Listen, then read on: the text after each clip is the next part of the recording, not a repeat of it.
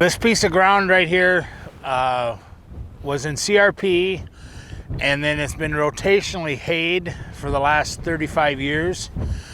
And my biggest concern with haying is removing carbon from the landscape. We've been selling this hay for the last 30 years. So we're removing the carbon, or we've been feeding it somewhere else and not bringing the carbon back onto the soil. And I was seeing some issues with some water infiltration and nutrient cycling.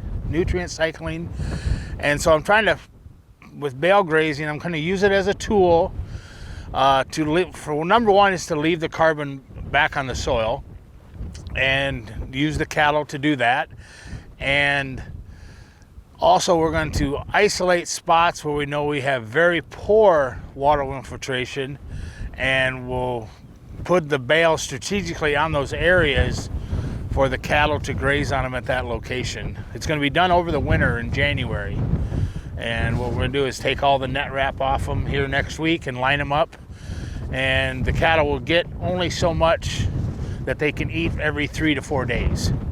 So they're just not going to be able to go everywhere and eat whatever they want. But we're going to strategically put them like up on hilltops where we know we have very poor infiltration. I have the grass there is a third of where it is growing on the bottom in what do you say? Biomass, third of the biomass. So we're going to strategically put them up there, and so we're going to be feeding our livestock, but also feeding the soil, all the stuff that they don't eat, and their waste will be on the soil, and we'll feed the soil with that. Yeah. So they soil sampled those fields, and I'll have them explain how they manage that in a little bit. But they measured at 0 to 6 for 2 years now. I'm familiar with the research, but we've been soil sampling on native rangeland, which typically people don't do. And then I asked for his hay samples, and I saw some parallels. And I thought, this is exciting. I want to go look at it. So the more we dig in the soil, like we should be, and look at good soil sampling, we know what we're reading, I think we can draw correlations that at some point, Van, we're going to be able to go out and dig a hole in your rangeland that's been grazed and almost look at the soil aggregates and tell about how many pounds of mineral nitrogen is being released. That's what I'm seeing, versus blocky soil structure versus granular soil structure, crumb-like.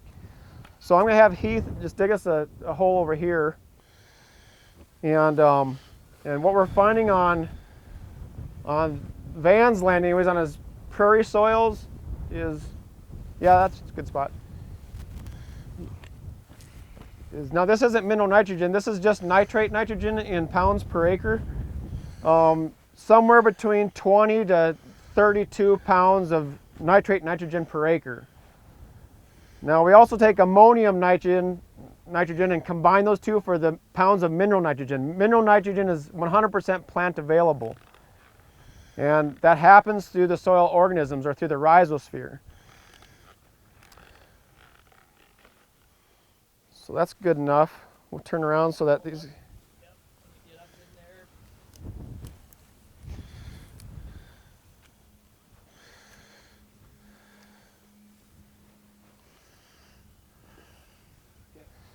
So once we get this soil clod out, this is on the grazing side.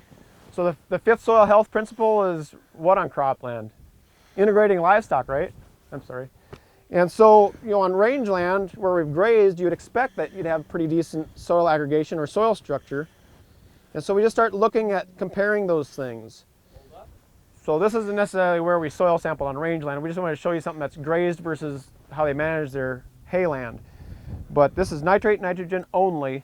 And with nitrate nitrogen on our prairie soils, somewhere between 20 to 35 pounds of nitrate nitrogen.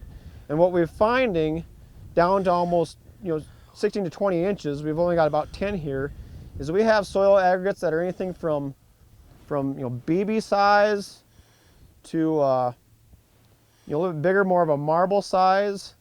That's not a real good soil aggregate there, but we're seeing diverse soil aggregates deep in the soil profile where it's been grazed. And we're getting a 25 to 32 mineral nitrogen.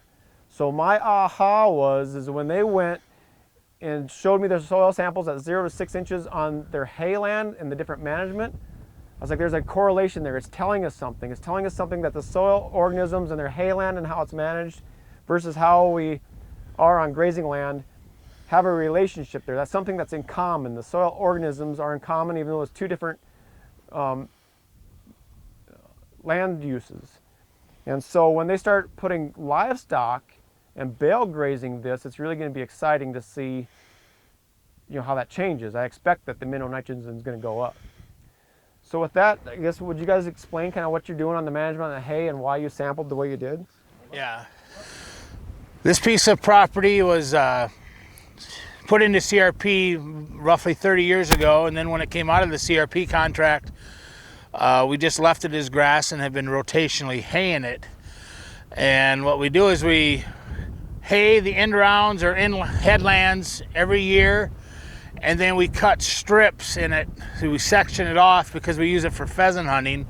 So we're always leaving half and taking half. And then the next year we just rotate what we didn't cut the year before. So my concern is we're removing all this carbon from the landscape. And so we decided to do a soil sample on the fence line where it's undisturbed but also ungrazed. And then we did a sample of the end rows or headlands where we take the carbon or hay away from it every year. And then we did a third sample where we rotationally hay it. And we did those at 0 to 6. And so that's what we do. And now this year we're gonna start bale grazing it. Okay, so Van was explaining that the different haying management here, and then one of the tests that he tested for was nitrate nitrogen, which is also what we test for on our grazing land. And that's when I saw kind of an aha. I just wanted to go look at the soil. So in the fence it measured 16 nitrate nitrogen.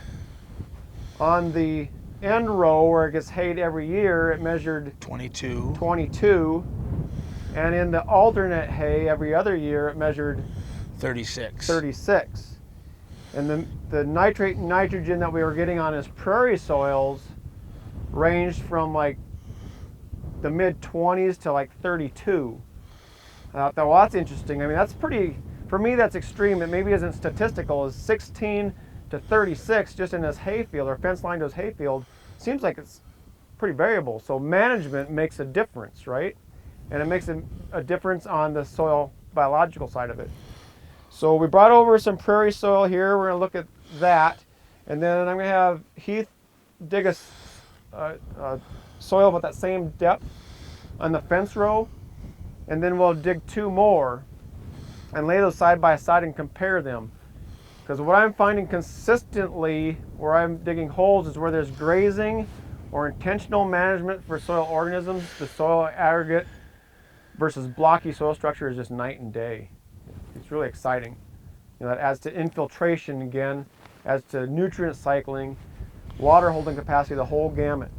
And one thing I don't like about haying is how after we cut the hay and bale it, it leaves our profile almost naked. There's very little trash and litter on the soil. Yep. When you use a spade or a penetrometer or a soil probe long enough, you can almost feel it when you put the blade in the ground on how mellow or crumbly it would be if you have good soil structure or not, or when you hit a compaction or a poor root zone area. So this is the end row, right? Yep. And then we're going to go out and we're going to get where they alternate hay. And again, that was kind of for wildlife purposes, right, Van? Yes. It's just looking at the soil aggregates and the soil structure. So this one here is fence line. Okay, we still have roots coming through, right? But just the sheer force for me to pull this apart, and it feels heavier, so there's some bulk density here. We probably have less porosity. Looking at these two, the colorations, probably deeper on the fence line versus the prairie. And the soil structure actually looks, pretty good when you look at aggregate stability as far as the fence line goes. This here on the Hayed every year, kind of like how it felt opening up the fence line. The main difference I see here is you see these rhizomes. There's more active roots, more root biomass in the Hayed every year than the fence line. It looks like there's fewer kind of in the corner of that pasture, which probably isn't unusual in understanding the history of how that was grazed. Now it's changed, of course, the last 2 years. And then this is the hay every other year. It had a nitrate nitrogen level of 36.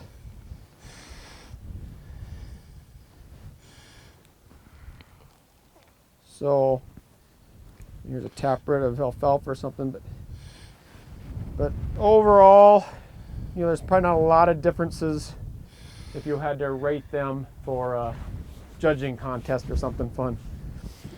But so nothing real earth-shaking here compared to our, you know, what we saw in the soil samples.